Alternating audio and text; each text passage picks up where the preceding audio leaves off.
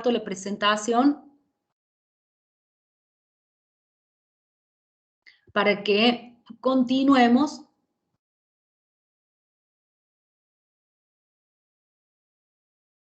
después del repaso que hicimos de la ausencia con presunción de fallecimiento, con el último tema que refiere al fin de la existencia de las personas humanas, que son los efectos de la declaración de ausencia.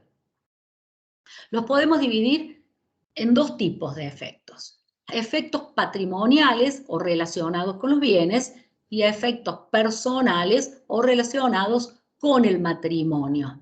Fíjense los primeros. ¿Qué pasa con los bienes?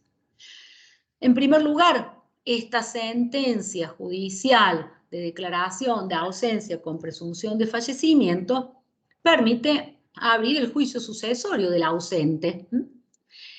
Y aquí la ley contempla dos etapas, dos periodos. Abre el juicio sucesorio y le entrega los bienes a los herederos.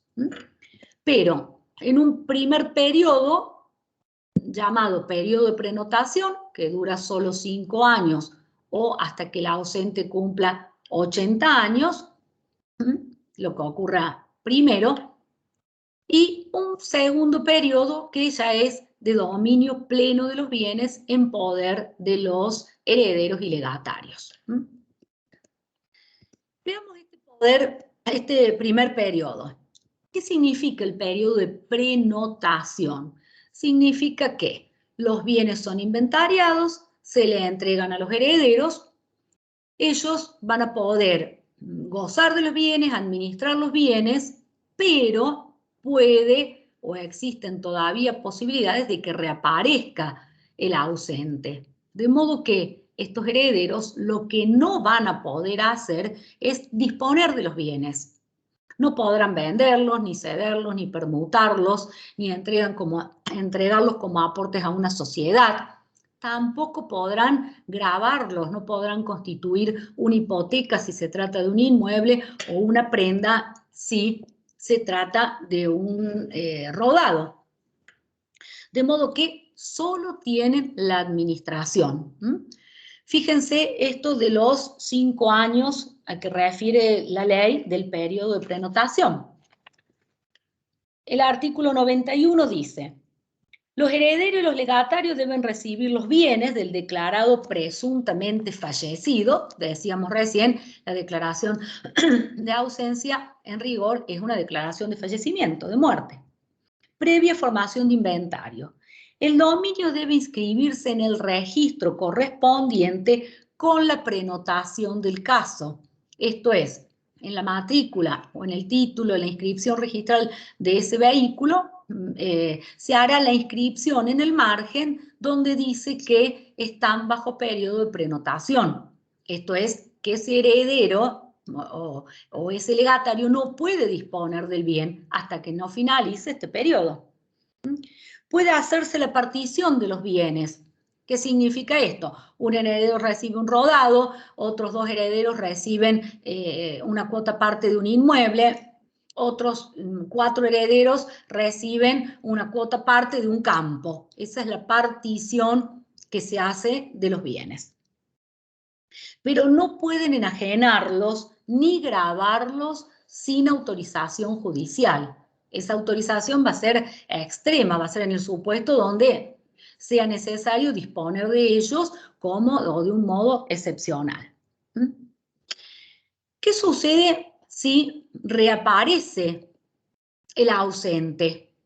Fíjense ustedes que si estos herederos solo podían administrarlo y no podían disponerlo, la consecuencia que prevé el artículo 91 es la lógica. Esto es la entrega de la totalidad de los bienes al ausente que reaparece. Dice, si entregados los bienes, se presenta el ausente o se tiene noticia cierta de su existencia, queda sin efecto la declaración de fallecimiento, porque está vivo, procediéndose a la devolución de aquellos, de los bienes, a petición del interesado.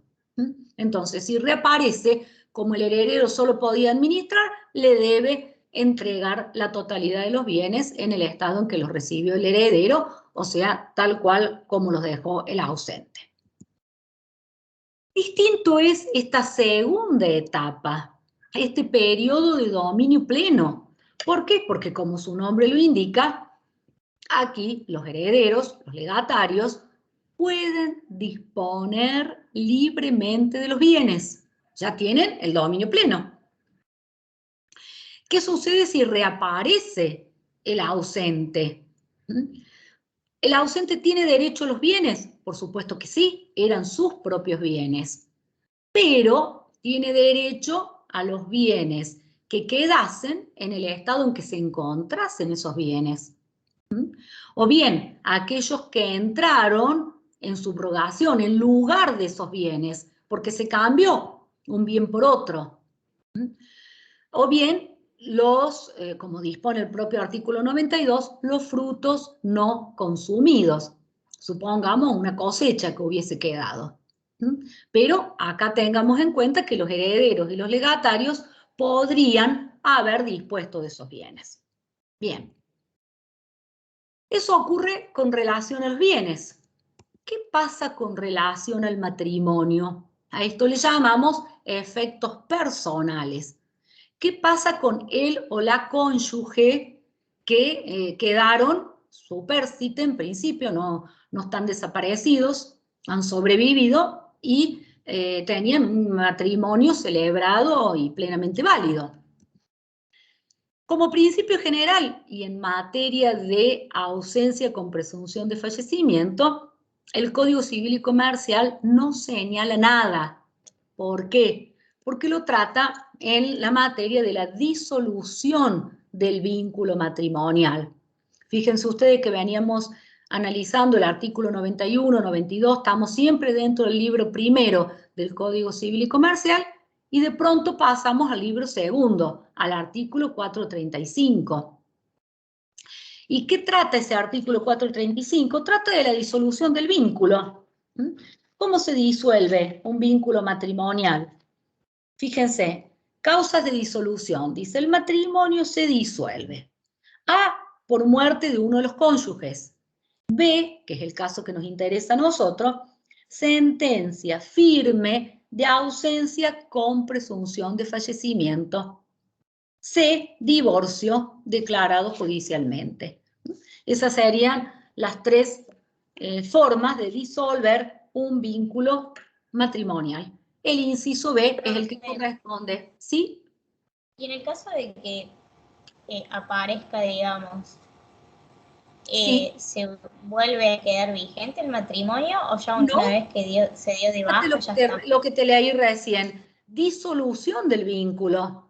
Se disolvió por el inciso B, sentencia firme de declaración de ausencia con presunción de fallecimiento. Esto es, ese cónyuge que quedó supérstite, hombre o mujer, marido o mujer, hasta puede haber contraído nuevas nupcias, nuevo matrimonio, nuevo casamiento. ¿Por qué? Porque se disolvió el vínculo con la sentencia de declaración de ausencia, que es en definitiva una declaración de muerte. Lo equipara a la muerte comprobada.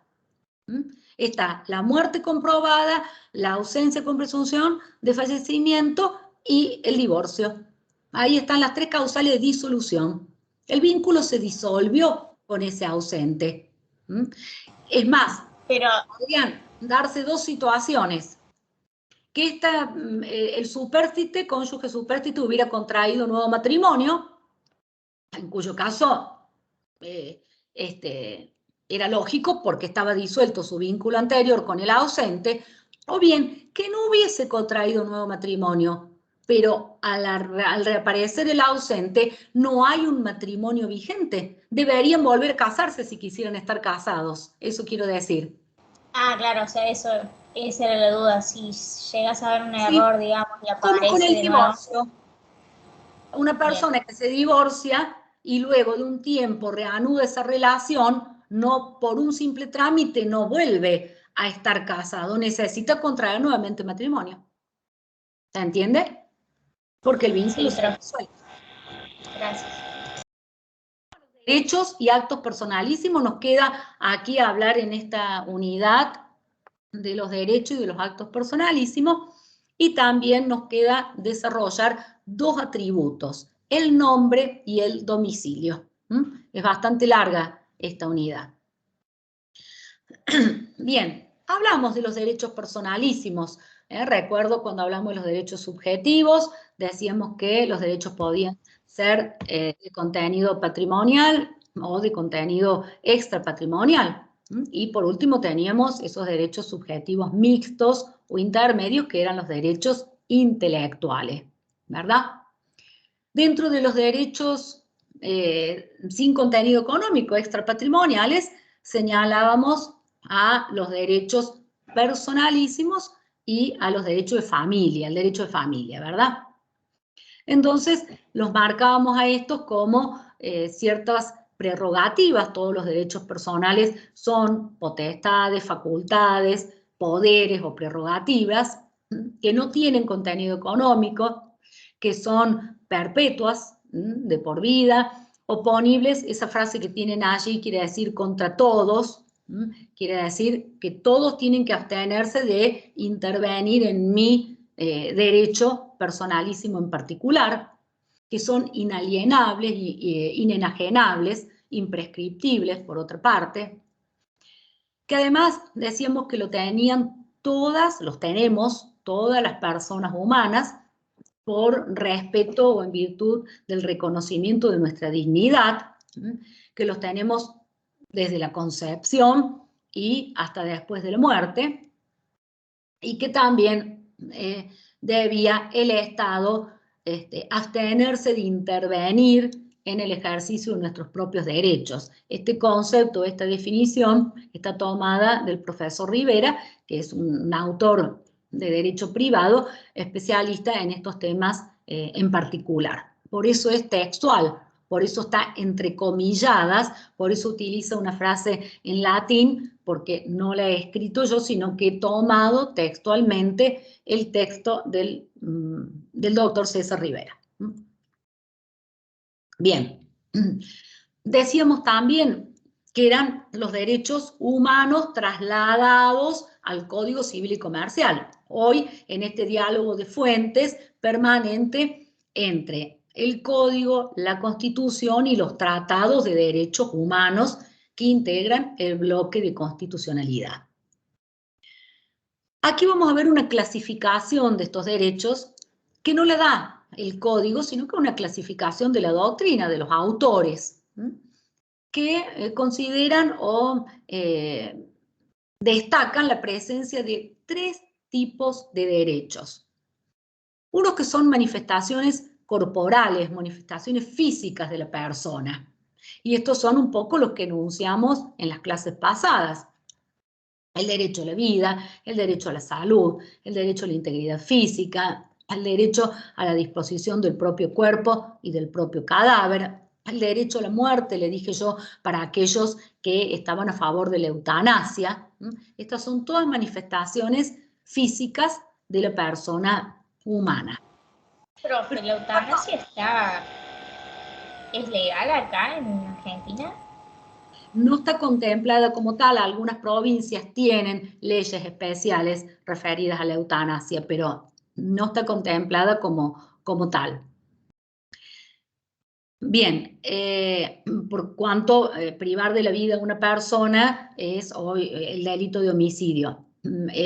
Hay distintas situaciones, no puedo extenderme sobre la eutanasia, pero la eutanasia comprende la prolongación de actos normales para continuar con la vida de una persona y actos anormales, como son prolongar de modo artificial la vida de una persona. Entonces, algunos autores y gran parte de la doctrina está en favor de no continuar con esos actos anormales o medios anormales de la prolongación de la vida de la persona, que no consiste en matarla o introducirle una sustancia para terminar con la vida de la persona, sino no prolongar su vida mediante medios anormales, manteniéndola conectada de algún modo artificial, por ejemplo.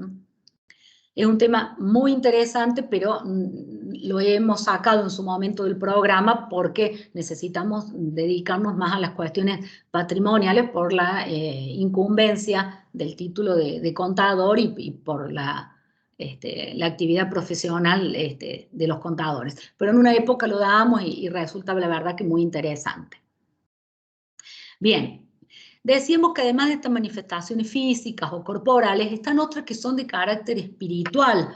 Dábamos el ejemplo cuando hablamos del derecho a la intimidad o a la privacidad, el derecho a la identidad, cuando yo le decía el derecho a ser el que soy y no otro, esa identidad autopercibida en cuanto al género, la identidad cultural, la identidad religiosa, la identidad política, etcétera, etcétera.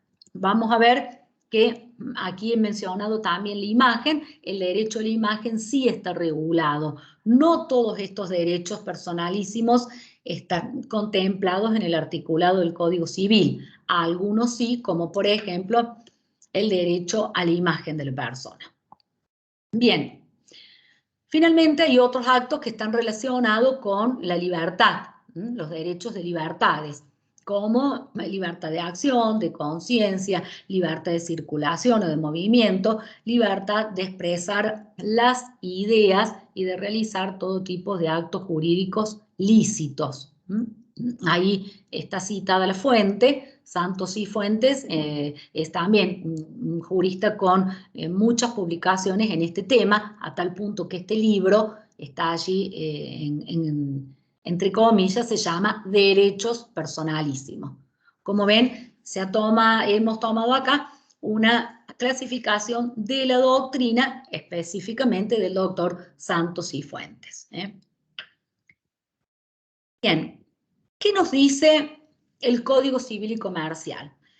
Nos dice, en el artículo 51 se refiere expresamente a la dignidad de la persona, y ahí enumera algunos de estos derechos personalísimos. Leo el artículo 51 que lleva por título Inviolabilidad de la persona humana. Y aclara, la persona humana es inviolable y en cualquier circunstancia tiene derecho al reconocimiento y respeto de su dignidad. Esto sería la base del reconocimiento de estos derechos, es la dignidad de la persona. Luego, en el artículo 52, se refiere a ciertos derechos personalísimos y aclara. Lleva por título afectaciones a la dignidad.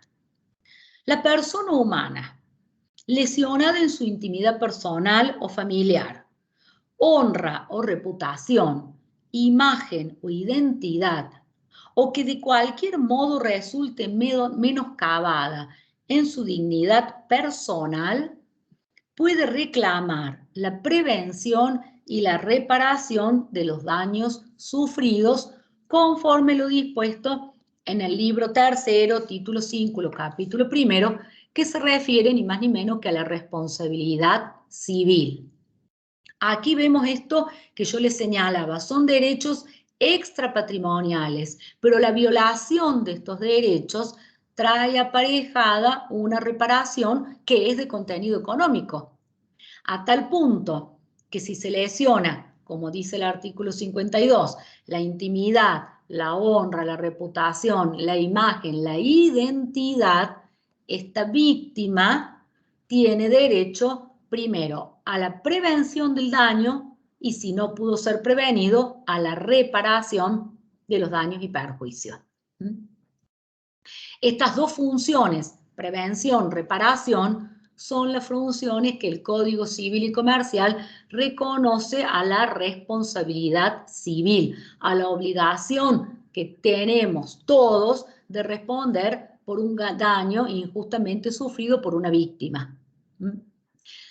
Así como podemos hablar de la víctima de un accidente de tránsito que hemos señalado en clases anteriores, podemos hablar de la víctima a la cual se le ha violado su privacidad. Hablamos de las publicaciones de los medios masivos de comunicación y ahí dábamos el ejemplo de la reparación de daños y perjuicios. Si esta víctima no pudo obtener la prevención, que no saliera la publicación, por ejemplo, y la publicación salió a la calle lo mismo, o salió en las redes lo mismo, tendrá derecho luego a la reparación del daño. Y esa reparación se traduce en una indemnización de daños y perjuicios, que puede ser reclamada precisamente por quien ha sufrido esos daños y perjuicios. Como vemos, el código ya, a diferencia del código anterior, expresamente habla de la prevención y la reparación en protección de estos derechos personalísimos, que su enumeración no es taxativa, es enunciativa. Hay otros, o puede haber otros tantos, derechos personalísimos, y todos van a estar protegidos porque el fundamento es precisamente la inviolabilidad de la persona por el respeto, o referida al respeto de su dignidad. Fíjense, les decía yo que el código trata más en extenso y más profundamente el derecho a la imagen, tema que no es hoy pequeña cosa, sino que tiene una gran importancia. Fíjense, nuestras imágenes hoy publicadas por las redes, difundidas por las redes, difundidas en los medios masivos de comunicación también, en las propias plataformas en las cuales estamos dando clase, y así sucesivamente.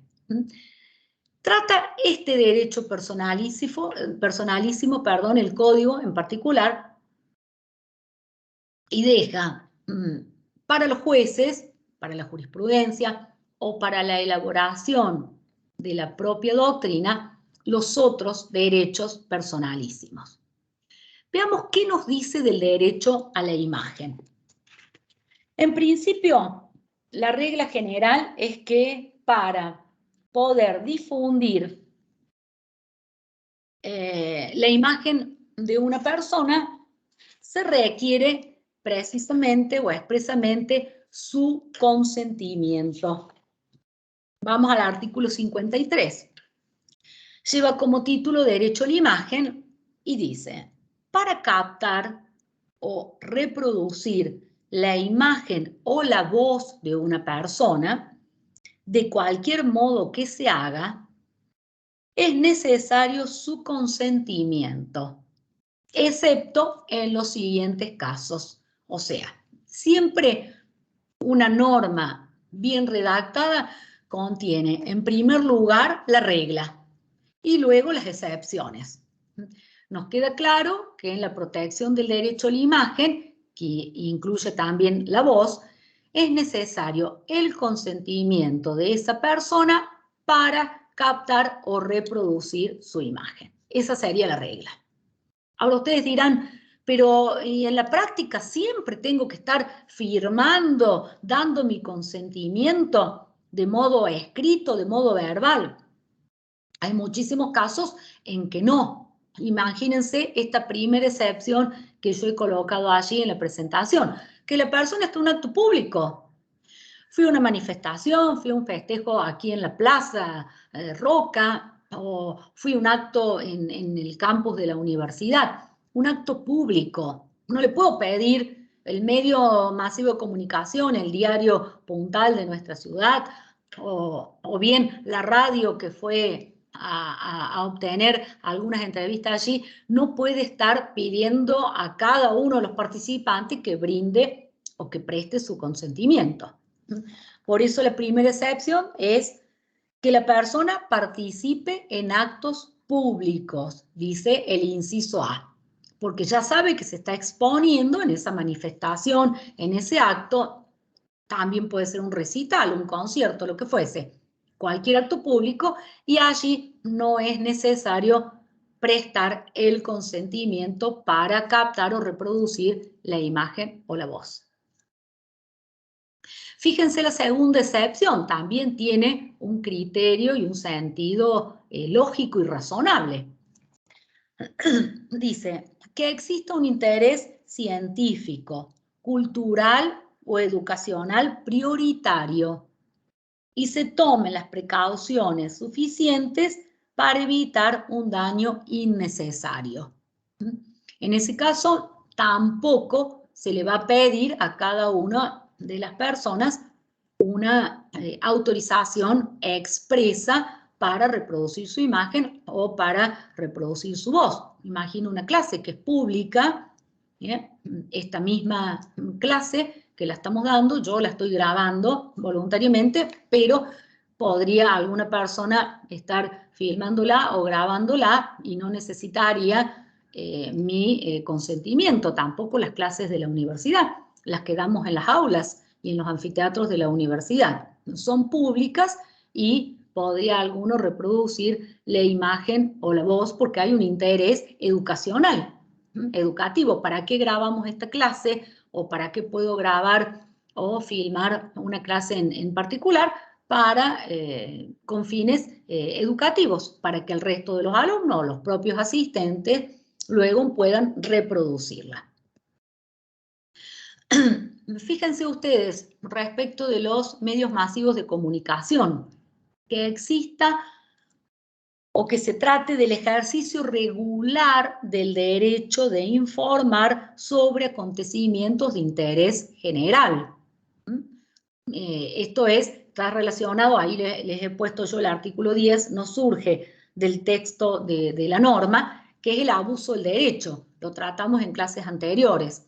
Este ejercicio y esta regular del derecho de informar tiene que ser del modo en que lo prescribe el artículo 10, conforme lo dispone la ley o conforme se tuvo en cuenta o se fue previsto por las partes.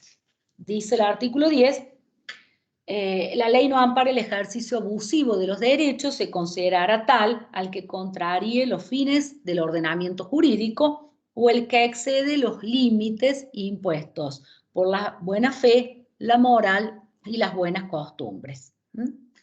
Entonces, ¿puedo ejercer este derecho de informar? Sí, pero de modo regular, de modo no abusivo. De lo contrario, entra en colisión con el artículo 10 que se refiere al abuso del derecho. Ahora bien, ¿qué pasa con la imagen o la voz de las personas fallecidas? De aquellas que no pueden prestar su consentimiento. Fíjense, esto es el último párrafo del artículo 53, que dice, en caso de personas fallecidas, pueden prestar el consentimiento sus herederos o el designado por el causante en una disposición de última voluntad. Esto es en un testamento. Y el último párrafo agrega, si hay desacuerdo entre los herederos de un mismo grado, resuelve el juez. Y finalmente aclara, pasados 20 años desde la muerte, la reproducción no ofensiva es libre. Entonces, como regla general, puede haber prestado el causante su consentimiento mediante una manifestación de voluntad anterior a su muerte, un testamento. Si así no fuere, se le debe consultar a los herederos. Si los herederos no están de acuerdo, hay desacuerdo entre ellos, resuelve el juez. Existe la posibilidad de pedir la resolución judicial. Pero pasados 20 años de la muerte de ese causante, y siempre y cuando sea una reproducción no ofensiva, esa es la condición, esta es plenamente libre. Bien. O sea, profe, que si fuera ofensiva se pueden iniciar acciones legales. Totalmente, totalmente. Por violación al derecho de la privacidad, por violación al derecho a la imagen, por cualquier reproducción que sea ofensiva, puede iniciar la acción de daños y perjuicios y la tendrán, en este caso, los herederos, porque estamos hablando del fallecido, ¿no? Este último caso ya es de las personas que han fallecido. Sus herederos, que reciben el activo más el pasivo, el patrimonio, reciben la posibilidad de reclamar los daños y perjuicios. Claro que sí. Bien, dejamos de lado los derechos personalísimos, ya dijimos de qué se trataban, su contenido extrapatrimonial, y hablamos de los aspectos patrimoniales que se generan a partir de la violación de los derechos personalísimos. El último tema que tiene esta unidad son los atributos. Lo señalábamos al comienzo cuando hablábamos de la persona humana y de la persona jurídica, y decíamos que son ni más ni menos que cualidades jurídicas que tienen todas personas y que además resultan definitorias de su individualidad. Son cualidades jurídicas. Y habíamos hecho este cuadro, habíamos mostrado este cuadro que corresponde a la persona humana, nombre, domicilio y capacidad. Y señalábamos que respecto de la persona jurídica debíamos adicionar un cuarto atributo que es el patrimonio. Pero como la persona jurídica le dedicamos toda una unidad en particular, hoy estamos hablando de los atributos de la persona humana. Y estrictamente, en esta unidad número 2, vamos a hablar del nombre y del domicilio. La capacidad, por su importancia, tiene una unidad específica que es la próxima, la unidad número 3. Por lo tanto, hoy nos vamos a detener en el nombre y en el domicilio. Fíjense, el artículo 62 nos da un concepto de lo que es el nombre. Haciendo un poco de historia, cuando veíamos los antecedentes del Código Civil y Comercial y aquellas leyes especiales que fueron modificando tanto el Código de Comercio como el Código Civil, recuerdo que mostrábamos en la presentación la denominada Ley del Nombre de las Personas Físicas. La Ley 18.248 regulaba el nombre de las personas humanas, en aquel momento, personas físicas.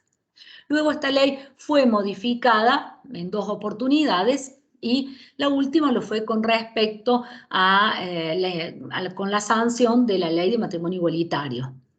Entonces tuvo sus reformas hasta que en el año 2015 se sanciona el Código Civil y Comercial y ya todo lo que refiere al atributo nombre está en el propio articulado del Código, a partir del artículo 62, que lo define más o menos los mismos términos que lo hacía la ley del nombre. Dice derecho y deber, ese es el título del artículo 62, que dice lo siguiente: la persona humana tiene el derecho y el deber de usar el prenombre y el apellido que le corresponden. Ahí ven este derecho-deber, este atributo nombre es derecho y también es un deber, por un lado. Por otro lado, fíjense que desde el propio texto de la norma del artículo 62, sabemos que toda persona humana tiene un prenombre o nombre de pila y un apellido. Lo dice esta propia norma. Ese prenombre es el que también se denomina nombre de pila. Juan, María, Josefina, Tomás, ese es el nombre de pila. Pila hace referencia a la pila bautismal, al lugar donde se bautizan a las personas en la religión, al menos católica, apostólica, romana, y ese era el nombre, a eso se refiere el nombre de pila. Se lo denomina también prenombre o apelativo, son todos sinónimos. Prenombre, apelativo, nombre de pila. Y ese elemento es individual de cada una de las personas humanas. Luego, el nombre como atributo también está compuesto por el apellido, o también denominado patronímico, que es ni más ni menos que el elemento familiar del nombre. Ven que cuando nosotros ahí tenemos la diferencia entre el lenguaje común o coloquial y el lenguaje técnico. Cuando hablamos de nombre, nos parece que es solo el nombre de pila. Cuando uno le pregunta a una persona cuál es tu nombre, pareciera que muchas veces nos referimos solo al prenombre. Pero en realidad el nombre es un atributo que está compuesto por el prenombre y por el apellido. Vamos a ver qué nos dice el Código Civil y Comercial respecto de estos dos elementos, tanto del prenombre como del apellido.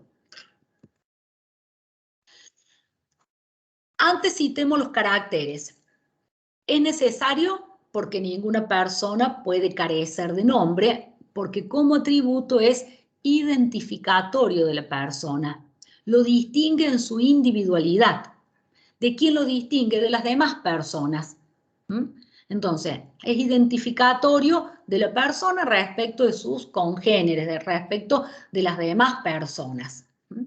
Eso no significa que no existan homónimos, personas que se llaman como nos llamamos nosotros o como se llaman otras personas. Eso es otra situación, pero no deja de ser un elemento que individualiza a la persona. Por lo tanto, es necesario y también es obligatorio, porque dijimos que era un derecho-deber. El artículo 62 lo define en ese sentido. Es único, ¿por qué? Porque solo puedo tener un nombre como atributo. Puedo tener hasta 3 nombres de pila. María, Juana, Soledad me puedo llamar. Pero como atributo voy a tener uno solo. No me puedo llamar María López y Susana Rodríguez. Como atributo tengo uno solo, más allá de que pueda tener hasta 3 nombres de pila. Es inmutable en el sentido de que no se puede cambiar salvo disposición de la norma, porque ya vamos a ver que hay supuestos en que se puede cambiar. Pero si no estoy dentro de esos casos previstos en la ley, yo no podría ir hoy al registro civil a decirle que no me gusta el nombre que me eligieron mis progenitores y que me quiero llamar de otro modo. O que no me gusta el apellido de mi padre y que quiero llevar otro apellido. Ya vamos a ver que puedo adicionar el apellido materno, pero en definitiva es el apellido de mi progenitora. Bien. Está fuera del comercio también. Esto es, no tiene contenido patrimonial, es inalienable e inejecutable. No puedo embargar el nombre, no puedo subastar el nombre, no puedo quitarle el nombre de la persona. Esto que a veces algún cliente le consultará, contador o contadora, yo no quiero ya que mi hijo lleve mi nombre, le quiero sacar el nombre. No, es el elemento familiar, el nombre en el sentido del apellido, ¿no? Esto es imposible. ¿Por qué? Porque es un atributo y por lo tanto no es de libre disposición. No lo puedo vender, no lo puedo comprar, no puedo realizar ningún tipo de acto comercial con ese nombre, tampoco me puedo desprender de él cediéndolo, vendiéndolo, etcétera, etcétera, y mucho menos ejecutándolo o subastándolo. Por eso es inejecutable. Son características, además, que comparten la mayoría de los atributos, no solo el nombre. Estamos viendo, en este caso, el nombre en particular. Vamos al primer elemento, al prenombre o nombre de pila. ¿Qué dice el artículo 63? En primer lugar, ¿a quién corresponde? ¿Quién elige el nombre de pila del recién nacido? El código hace referencia a lo siguiente. Reglas concernientes al prenombre. La elección del prenombre está sujeta a las siguientes reglas. A. Corresponde a los padres, deberíamos decir a los progenitores, o a las personas a quienes ellos den su autorización para tal fin. A falta de impedimento de uno de los padres, o impedimento de uno de los padres, corresponde la elección o dar la autorización al otro.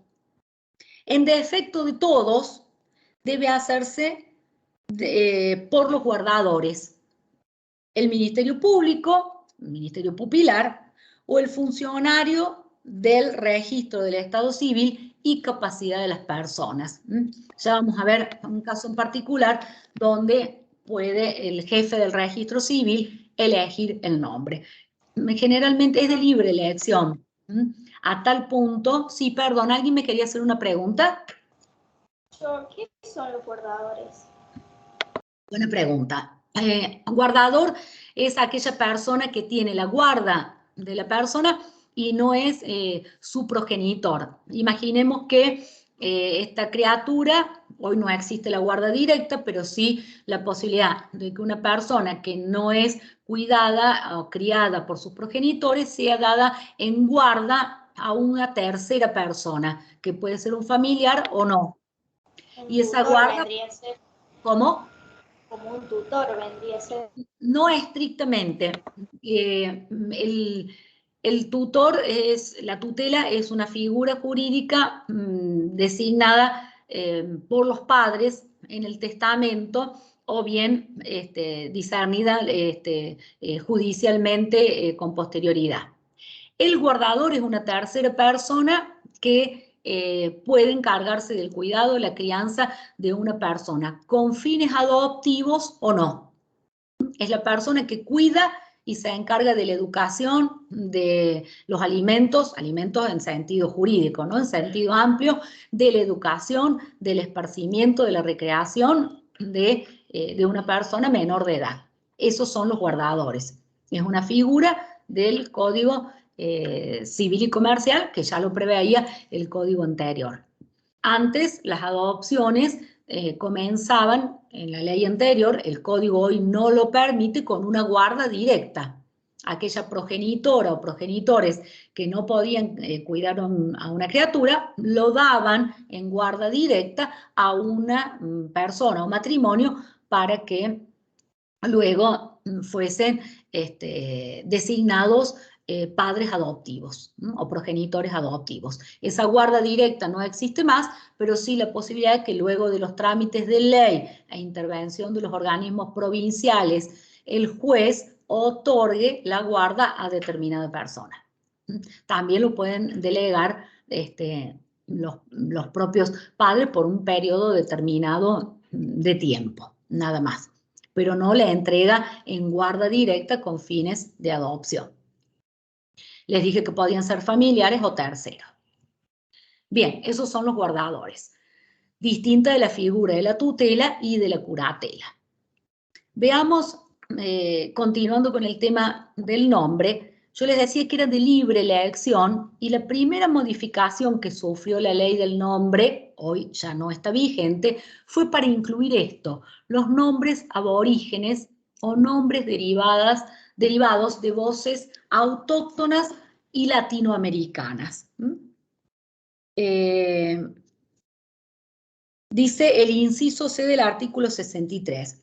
Pueden inscribirse nombres aborígenes o derivados de voces aborígenes autóctonas y latinoamericanas.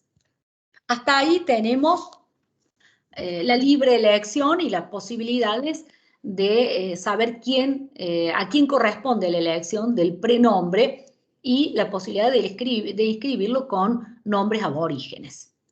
Ahora bien, este artículo 63, al igual que lo hacía la ley del nombre, tiene prohibiciones respecto del prenombre. Fíjense la primera de ellas. No podemos tener más de 3 prenombres. ¿Recuerdan que yo les señalaba esto de que me puedo llamar María, Juana, Soledad? Y yo le dije, puedo tener hasta 3 nombres. ¿Por qué hice referencia del hasta 3 nombres? Por esta prohibición. El artículo 63, inciso B, dice, no pueden inscribirse más de 3 prenombres. Ustedes vieron que la realeza se llama Catalina, Margarita, Ariana, Cristina, qué sé yo, Teresa, Josefina, y tienen 7 nombres. Bueno, nosotros no podemos tener, por el artículo 63, más de 3 prenombres. Tampoco pueden inscribirse los apellidos como prenombres. Generalmente en los registros civiles existe un libro con los nombres, o bien puede elegirse algún otro. Lo que no puedo inscribir es un apellido como prenombre. Surge también del propio texto de la ley. Tampoco pueden los primeros prenombres idénticos a los primeros prenombres de hermanos vivos. Esto es, los hermanos no pueden tener los primeros prenombres idénticos a otros hermanos vivos. Obviamente, si el nombre es compuesto, no hay inconveniente, qué sé yo, María Soledad, María Clara y María Agustina, o José María, José Ignacio y José Manuel, porque es identificatorio e individualiza a la persona.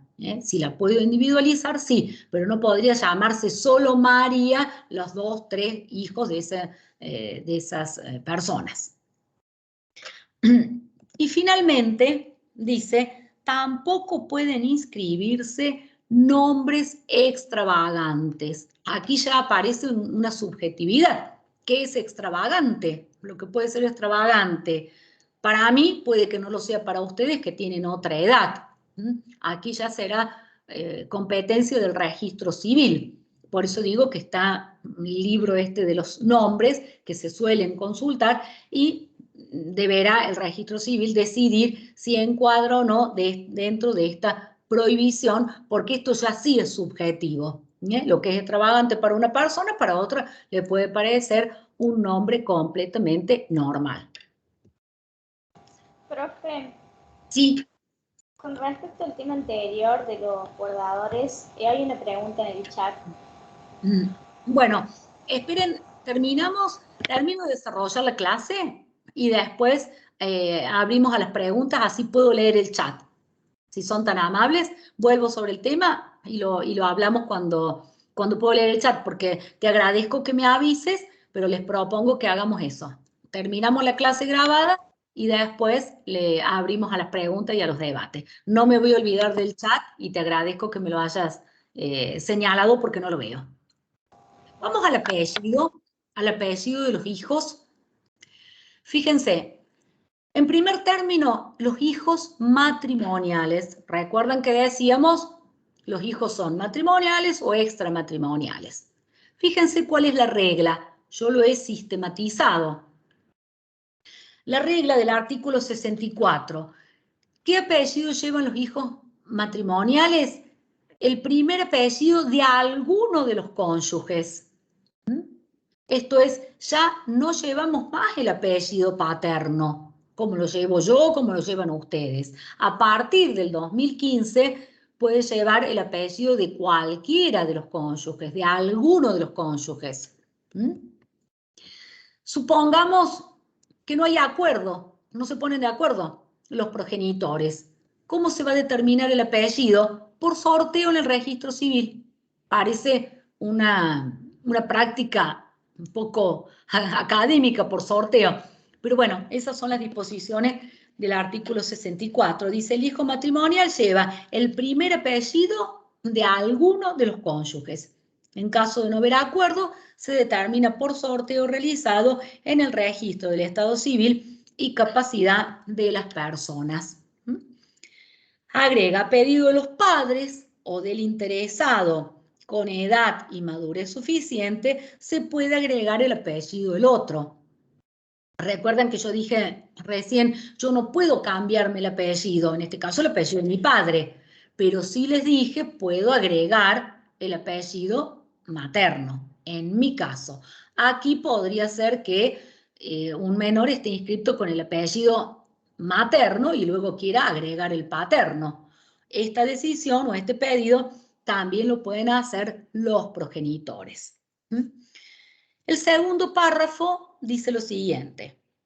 Todos los hijos de un mismo matrimonio deben llevar el apellido y la integración compuesta que se haya decidido por el primero de los hijos.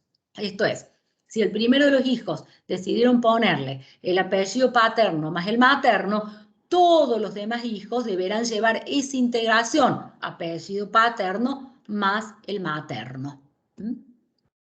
Aquí está la opción, a pedido de los padres o del interesado con edad y madurez suficiente, un término que utiliza el Código Civil y Comercial en muchos de sus artículos, sobre todo en el derecho de familia, se le puede agregar el apellido del otro. La ley anterior disponía a partir de los 18 años. Hoy, a los 18 años, se adquiere la mayoría de edad, de modo que el Código ha flexibilizado, ha tenido en cuenta la capacidad progresiva del menor, con la posibilidad de que, siendo menor de edad, con madurez suficiente, pueda adicionar el apellido del otro progenitor. Profe, ¿Qué pasa? Sí. una consulta. ¿Cómo sería el caso de familias que tienen progenitores del mismo sexo, en el caso del apellido? Por eso te dice cualquiera de ellos. Ah, no El necesariamente tiene que apellido de ser. alguno de los cónyuges. No dice que sea paterno o materno. Ah, ¿Te das cuenta? Dice, sí. el hijo matrimonial lleva el primer apellido de alguno de los cónyuges, pues son hijos matrimoniales. No importa del sexo que sea. Por eso la ley del nombre, dije yo que recibió modificaciones luego de la sanción de la ley de matrimonio igualitario. Precisamente por eso. Ah, muchas gracias. Veamos los hijos extramatrimoniales. Acá tenemos distintas situaciones. El hijo que tiene un solo vínculo filial, esto quiere decir que lo ha reconocido un solo progenitor, lleva el apellido de ese progenitor. Ahora bien, ¿qué pasa si lo reconocen ambos progenitores? Hay una filiación que es simultánea. Aquí se aplica la regla de los hijos matrimoniales. Llevará el apellido de alguno de los progenitores. O bien, si no están de acuerdo, por sorteo. Ahora, ¿qué pasa si el reconocimiento de un progenitor es muy posterior al otro? Ahí los padres tienen que ponerse de acuerdo en el orden de los apellidos.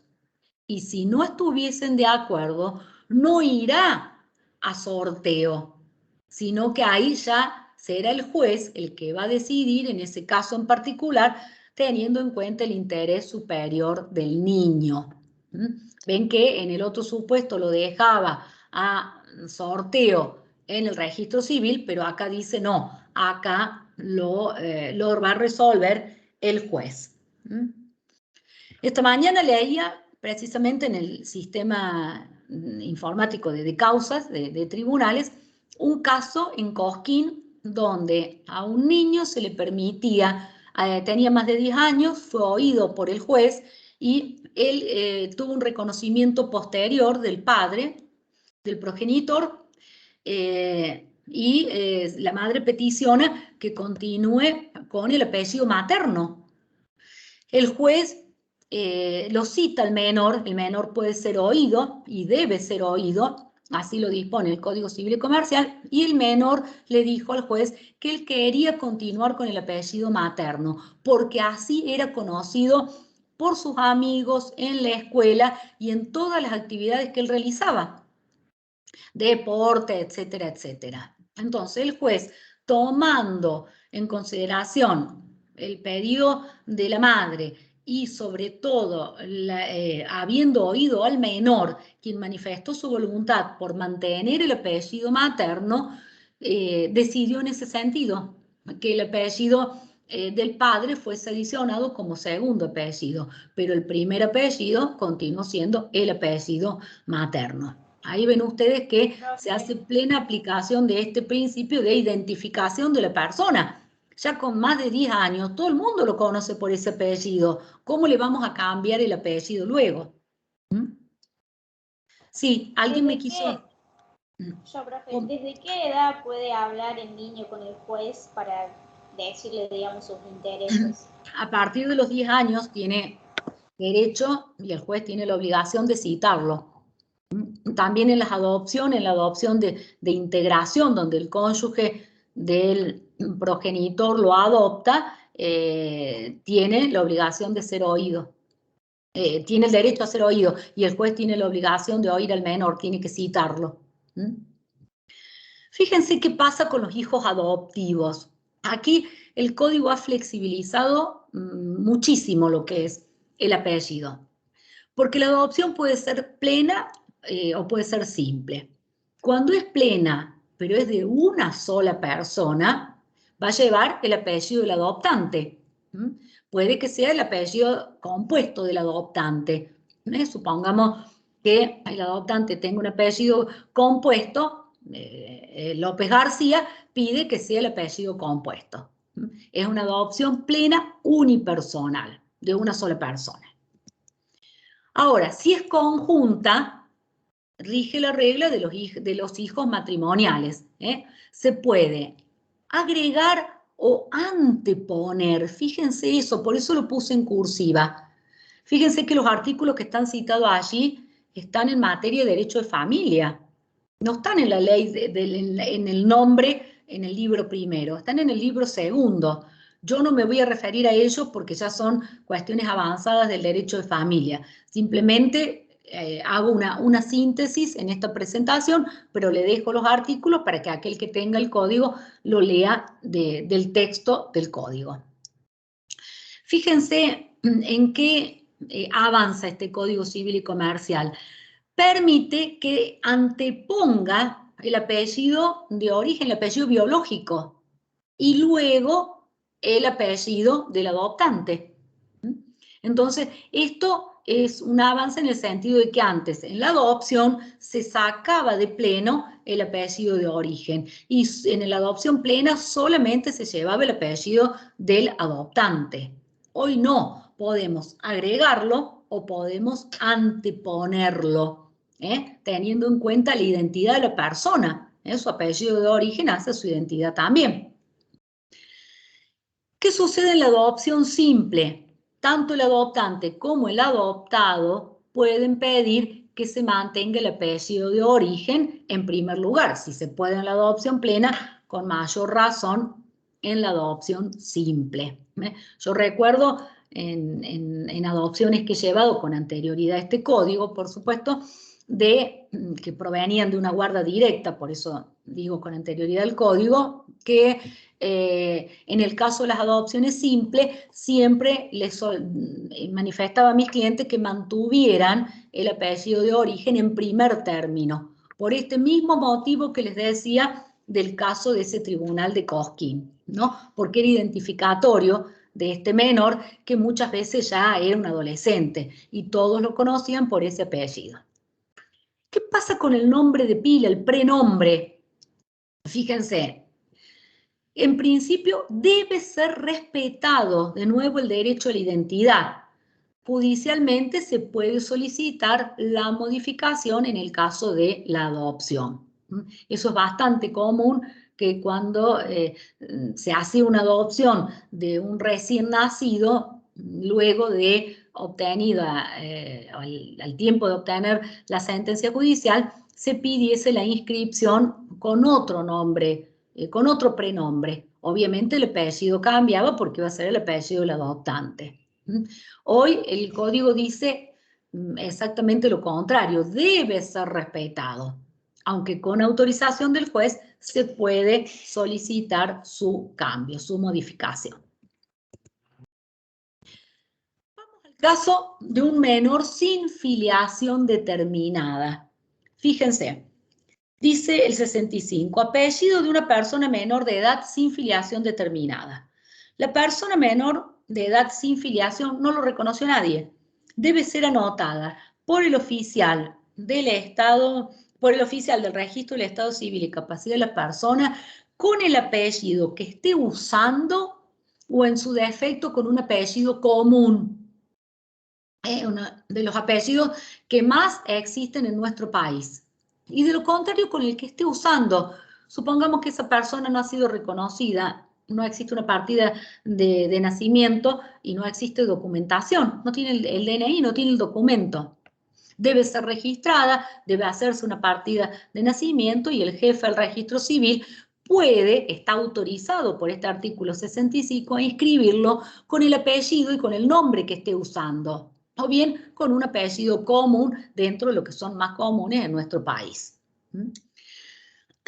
Ahora bien, fíjense, el 66 lo complementa porque dice casos especiales. La persona con edad y grado de madurez suficiente que carezca de apellido inscripto puede pedir la inscripción del que está usando. Este es el mismo caso, pero ya la inscripción no la decide el juez, sino que es la persona ya con edad y grado de madurez suficiente quien pide que se lo inscriba con el apellido que esté usando, aunque no tenga una filiación determinada, porque el supuesto de ambos casos es que no tiene una filiación determinada. Vamos al caso de los cónyuges. ¿Qué pasa con los cónyuges? Antes las mujeres debíamos llevar el apellido del marido, precedido con la preposición de. Fíjense cómo ha cambiado el Código Civil y Comercial. El artículo 67 dispone que cualquiera de los cónyuges puede llevar el apellido del otro, precedido con la preposición de o sin ella.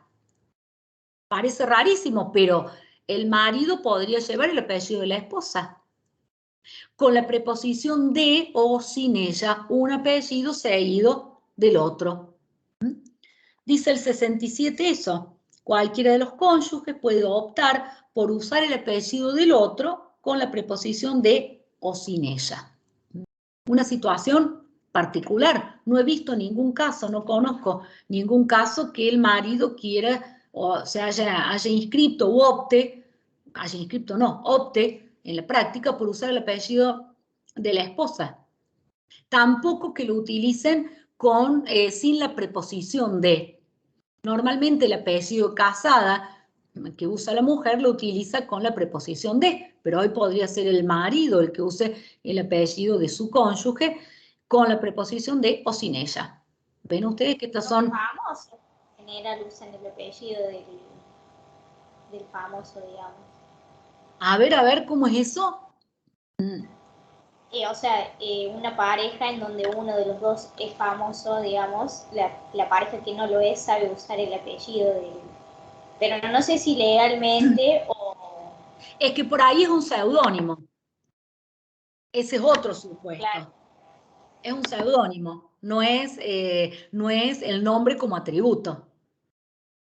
Y no se da el caso de que el marido utilice el de la mujer. Digo, pero fíjense ustedes que desde hace 6 años esto es factible, no lo era en la ley anterior.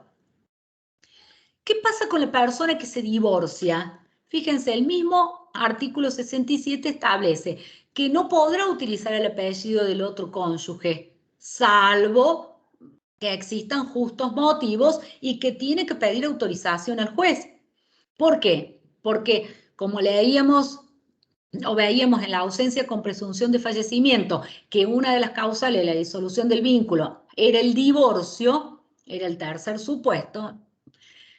Al haber divorcio hay, como en el caso en los otros dos supuestos de disolución del vínculo, se recupera la aptitud nupcial.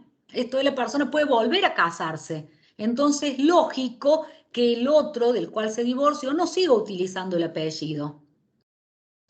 ¿Cuáles serían los justos motivos? Cuando fuese públicamente conocida así, o cuando fuese comercialmente, o profesionalmente, o artísticamente conocida con el apellido casada, o con el apellido, si fuese al revés, si el marido utilizase el apellido de la mujer.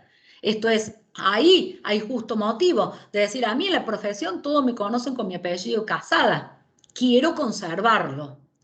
Entonces, tengo que solicitarle la autorización al juez, porque si me he divorciado, mi cónyuge, como yo, ambos recuperamos la posibilidad de volver a casarnos. Eso se denomina recuperar la aptitud nupcial.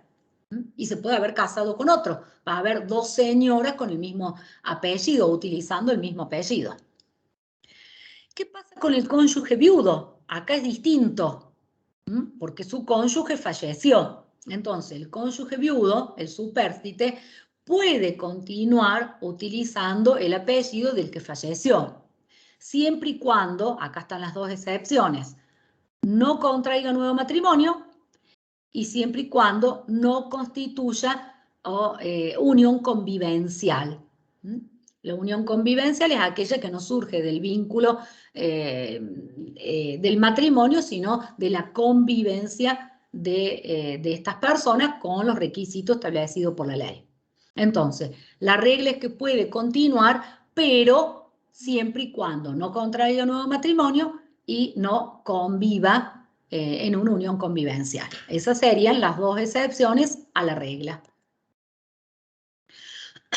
Veamos el cambio de nombre. ¿Se acuerdan que decíamos recién que era inmodificable? Y yo les dije con algunas excepciones. Las excepciones están dadas por el propio Código Civil y Comercial. Esto es, yo no puedo ir al registro civil a cambiar libremente mi nombre porque no me gusta o sacarme el apellido de mi papá porque no me gusta. Podría adicionar en todo caso el apellido materno. Pero a partir del artículo 69, el Código Civil y Comercial regula el cambio de nombre, que dice lo siguiente. El cambio de prenombre o apellido solo procederá si existen justos motivos a criterio del juez. O sea, yo podría hacer la manifestación, pero el juez es el que va a decir si se justifica o no que yo pida el cambio de nombre. ¿Qué establece esta norma también? Que se considera justo motivo, entre otros, el seudónimo cuando hubiese adquirido notoriedad. Esto es cuando en ese supuesto la persona tenía un seudónimo y era conocida públicamente y pide que su nombre atributo sea modificado por su seudónimo. B, por la raigambre cultural, étnica o religiosa. Supongamos que ha sido inscrito con un nombre muy argentino, muy de nuestro país, pero tiene una raigambre cultural o étnica que es, no sé, oriental o de Medio Oriente o de cualquier otra cultura donde considera que su nombre debería ser acorde a su identidad cultural, religiosa, étnica. Tercero, la afectación de la personalidad de la persona interesada, cuando considere que se ve afectada su personalidad, cualquiera sea su causa, siempre que se encuentre acreditada. Entonces, tengo que acreditar la afectación, tiene que decidirlo el juez. Esto es un trámite judicial, no lo puedo hacer directamente en el registro civil. Tengo que presentar una petición al juez. ¿Qué trámite le va a dar al juez? El trámite más corto. Por eso dice allí el proceso más abreviado que existe en cada provincia, porque recuerden que dijimos que los procedimientos son de las provincias, con intervención del Ministerio Público. Y deberá modificarse, rectificarse toda la documentación. Porque, volvemos a lo mismo, es identificatorio de la persona. También en ese procedimiento deben publicarse edictos una vez por mes durante 2 meses, porque esto no debe ser en perjuicio de terceros. Entonces, ¿para qué publico edictos? Para que los terceros tomen conocimiento que yo estoy haciendo un cambio de nombre. Finalmente, si el juez me hace lugar a esa petición, la sentencia se inscribe en el registro del Estado Civil y Capacidad de las Personas, porque además a partir de allí, de la nueva partida de nacimiento, la rectificación de la partida de nacimiento, tengo que rectificar toda la documentación posterior, el DNI, el pasaporte, las escrituras, etcétera, etcétera, todo aquello donde yo tenía el nombre anterior, luego rectificado.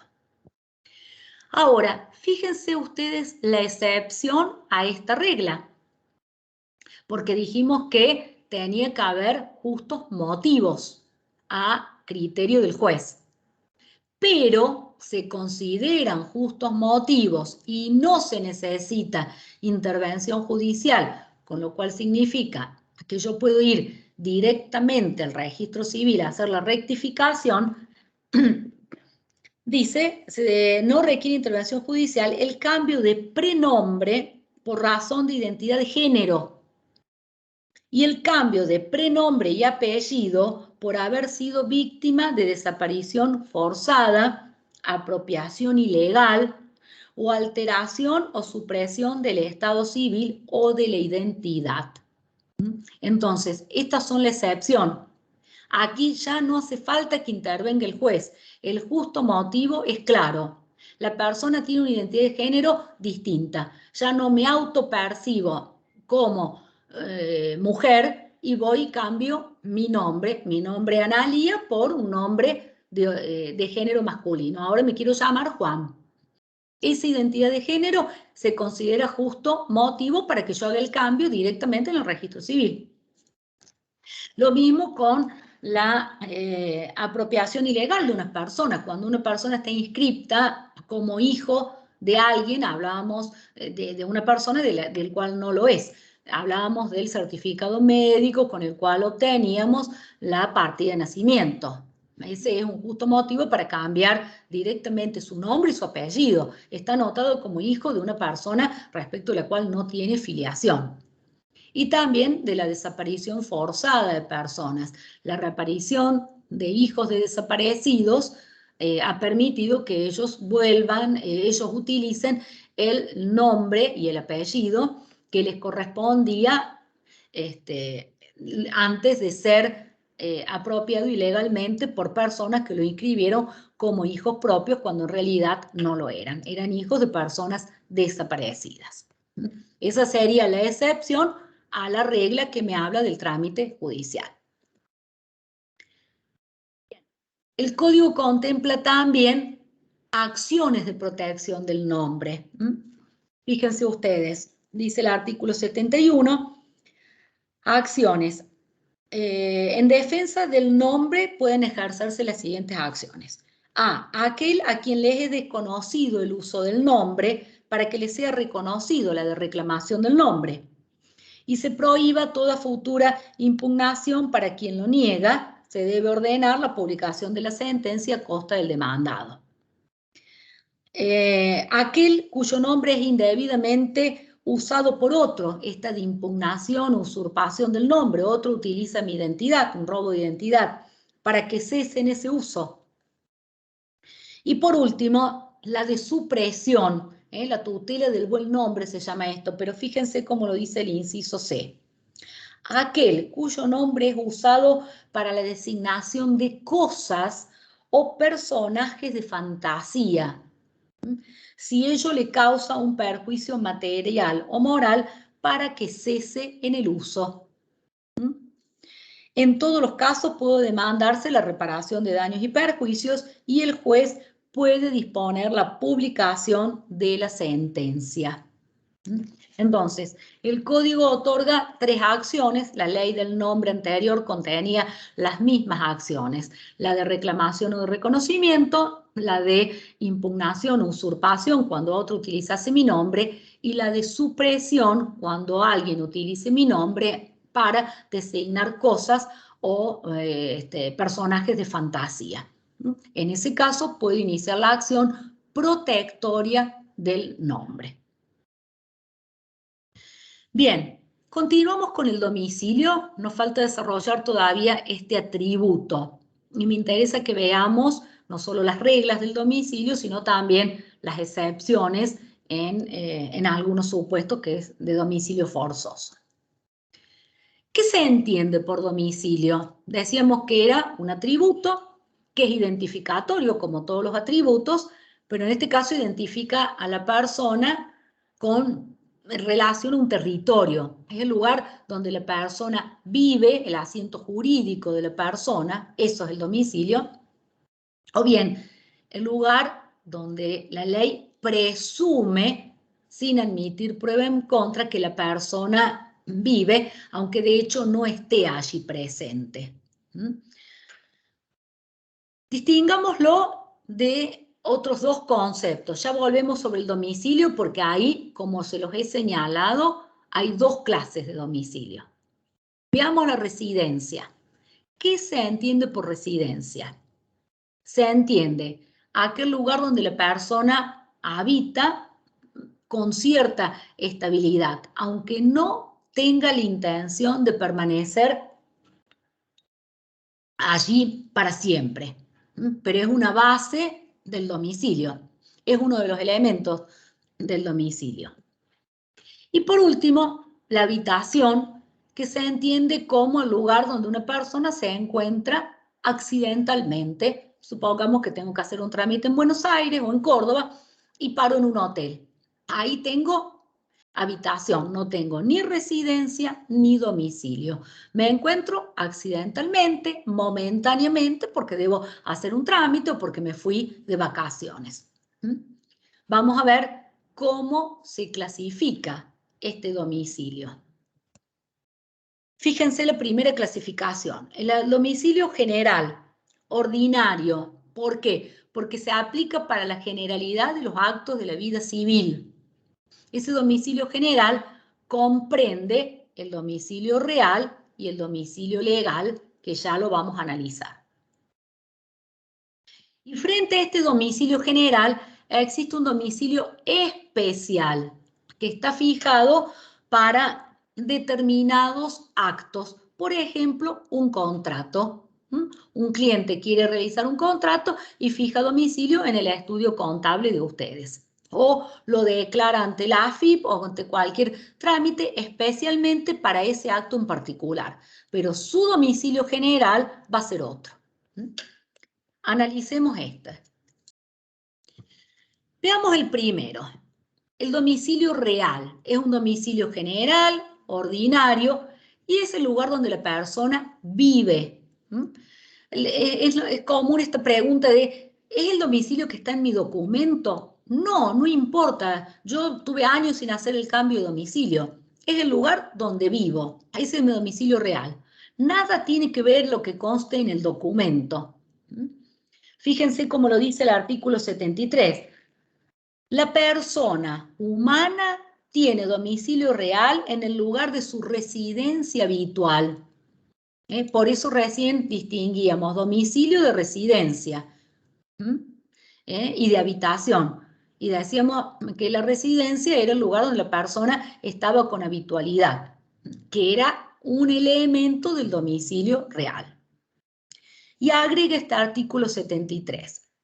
Si ejerce actividad profesional o económica, lo tiene en el lugar donde la desempeña para el cumplimiento de las obligaciones emergentes de esa actividad, de dicha actividad. Esto es el lugar, el domicilio real donde yo vivo. Si tengo una actividad profesional o tengo una actividad económica, un negocio o mi estudio jurídico, tengo en ese lugar fijado, ese lugar va a ser el lugar para el cumplimiento de las obligaciones que emergen de esa actividad, de la actividad económica o de la actividad profesional. ¿Cuándo se extingue este domicilio real? Fíjense, en principio por el fallecimiento de la persona, como se extinguen los atributos. O bien, la segunda parte de la presentación, cuando está incluida en los supuestos del artículo 74, que es el domicilio legal, por cuanto ambos son incompatibles. Yo tengo domicilio real o tengo domicilio legal. Como regla, todas las personas tenemos domicilio real, que es en el lugar donde vivimos. Pero, excepcionalmente, algunas personas tienen domicilio legal, que es un domicilio forzoso, que ahora lo vamos a analizar. Pero lo que quiero que quede claro es que tengo uno u otro. No puedo tener uno más otro, porque ambos están dentro del domicilio general u ordinario. Lo que sí puedo tener es domicilio real, acá donde vivo, y domicilio especial fijado en la inmobiliaria para los contratos que realizo de los inmuebles que tengo. Entonces ahí sí, porque uno es un domicilio general y el otro es un domicilio especial. Lo que no puedo tener es dos domicilios generales u ordinarios. O tengo domicilio real o tengo domicilio legal. Veamos los casos. Perdón, me quedó completar esto del domicilio real. ¿Qué se exige para el domicilio real? Primero la residencia efectiva, el elemento objetivo. Pero la residencia no es suficiente. Le tengo que sumar un elemento subjetivo, que es la intención de permanecer allí, de permanecer en ese lugar. Recuerdan que decíamos, la residencia es uno de los elementos del domicilio, pero en la residencia yo tenía que tener habitación en un lugar determinado, pero no era necesario que tuviese la intención de permanecer. Aquí se exige, además de la residencia, la intención, el ánimo de permanecer en ese lugar.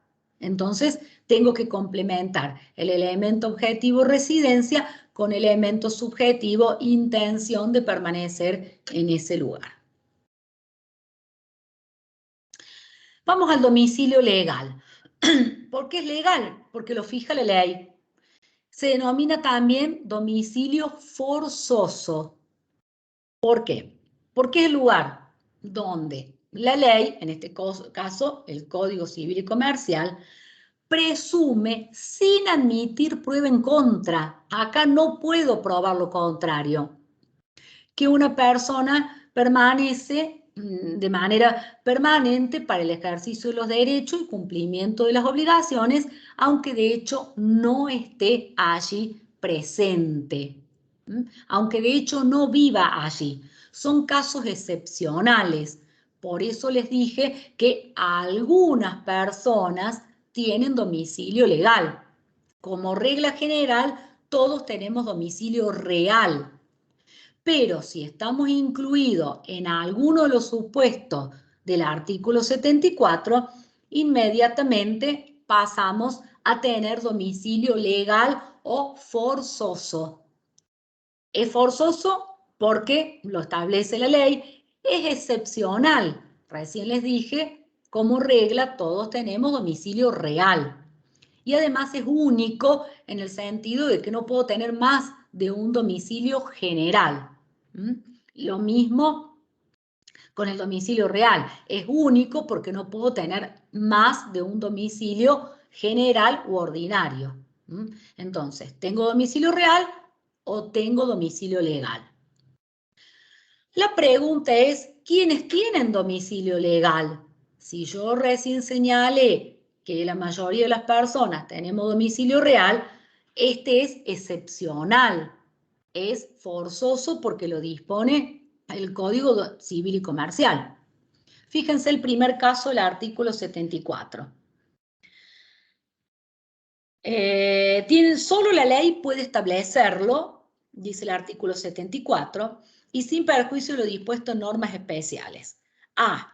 Los funcionarios públicos tienen su domicilio en el lugar en que deben cumplir sus funciones. Esta sería la regla. Vean la excepción. No siendo estas sus funciones temporarias, periódicas o de simple comisión. Esa es la excepción. Entonces, esos que tienen funciones temporarias por un plazo determinado, periódicas por cierta cantidad de años, o de simple comisión, una intervención de provincia, un interventor de provincia, un senador, un diputado, o bien un funcionario que tiene una función temporaria por cierto periodo de tiempo, es la excepción. No va a tener domicilio legal, va a tener domicilio real. Cuidado, que si no tengo el domicilio legal, tengo domicilio real.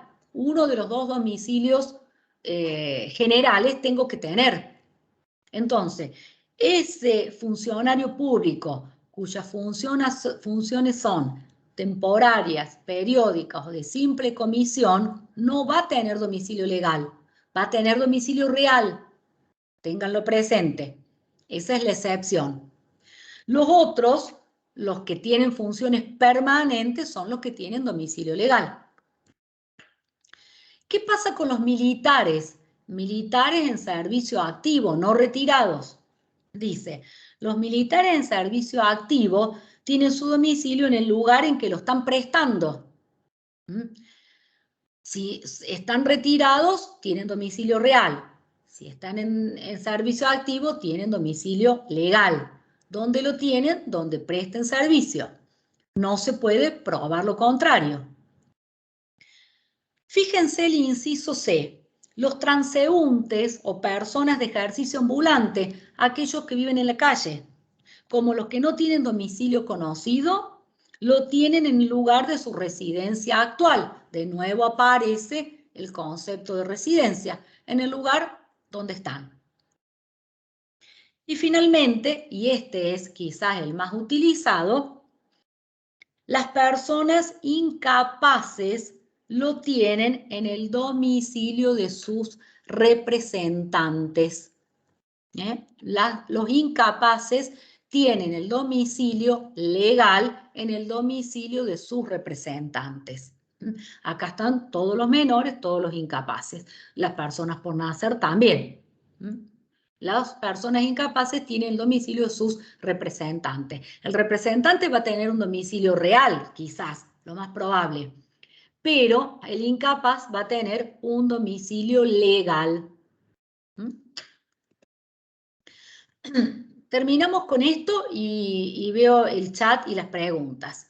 Domicilio especial es aquel que eligen las personas para un contrato o bien para ciertas actividades. Por ejemplo, para mi actividad profesional tengo domicilio especial en mi estudio. Ustedes podrán, el día que se reciben, tener en su estudio contable un domicilio especial. O bien, para realizar un contrato fijo domicilio en la escribanía o en la inmobiliaria. Esto es un domicilio convencional, de acuerdo, fijado por las partes de común acuerdo. No es un domicilio que puede coexistir con el domicilio general. No es necesario, no es único y no es un atributo. El atributo es el domicilio general, sea real o sea legal. Y otra de las características es que no se extingue necesariamente con la muerte de la persona, porque puede resultar vinculante para los herederos. Por ejemplo, cuando en un contrato la persona que luego fallece había fijado un domicilio para cumplimiento del contrato y los herederos deben cumplir con ese contrato. Resulta vinculante el domicilio que el causante en vida fijó para el cumplimiento del contrato. Ocurre todo lo contrario con el domicilio real. Decíamos que se extinguía por la muerte de la persona. O el domicilio legal se extingue también por la muerte de la persona. Este no necesariamente. A veces sí, a veces no. Pero puede resultar vinculante para los herederos. Por ejemplo, damos el caso del contrato. Bien, detengo la grabación y vamos a las preguntas y al chat.